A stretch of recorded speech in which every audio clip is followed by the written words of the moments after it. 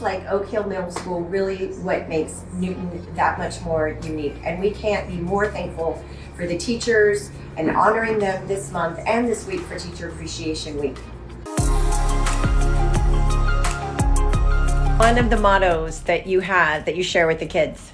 Well, we tell them over and over again, there's about 110 adults, and all 110 adults are here to help all of our students. What is one unique thing about Oak Hill Middle School here in Newton?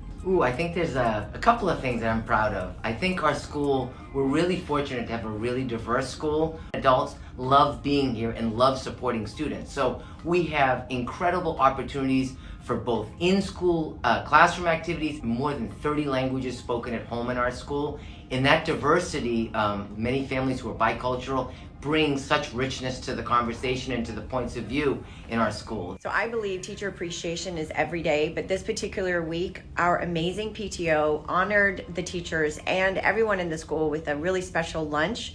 But they don't only do that, they do so many things. Who write grants to improve their classroom activities and curriculum. And there's all sorts of events that go on throughout the school year that are also beyond just the luncheon that are teacher appreciation oriented. Thank you, PTO. Absolutely. Thank you.